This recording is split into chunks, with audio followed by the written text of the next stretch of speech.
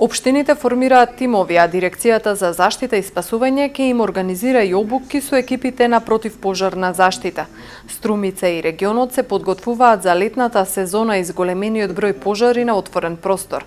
Од дирекцијата велат дека сите институции се подготвени и екипирани за евентуална борба со огнената стихија.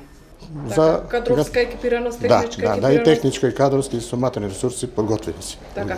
Извлечени ли се некакви поуки од пожарот пред 4 години кога се извлечени се и баш денеска на таа тема контактиравме се, и дискутиравме околу командната одговорност, кој раководи со пожарот, кој, кога и како. И тие дилеми се разрешени сега. Ваша една оценка генерална за низ годините се намалува ли бројот на предизвикани пожари од човечки фактор на отворен простор?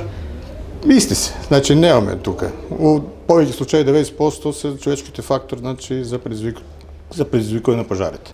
Човечкиот фактор останува најголемиот ризик фактор за појава на шумски пожар. Затоа со цел благовременно превенирање и откривање на евентуално појавени пожари, Шумското претпријатие Беласица заедно со СВР Струмица и Регионалниот центар за управување со кризи, Дирекцијата за заштита и спасување, територијалната противпожарна единица, локалните самоуправи и други субјекти надлежни за превенирање на пожари, одржуваат повеќе координативни состаноци за да преземаат конкретни мерки за детектирање на таквите појави на терен.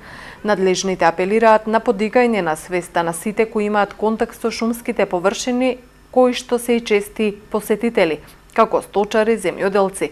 Степенот на внимателност да им е многу поголем.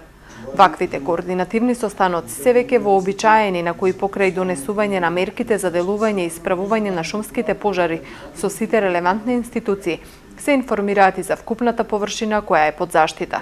Минатата година струмичките пожарникари имале рекордни 542 интервенции, од кои 426 биле пожари.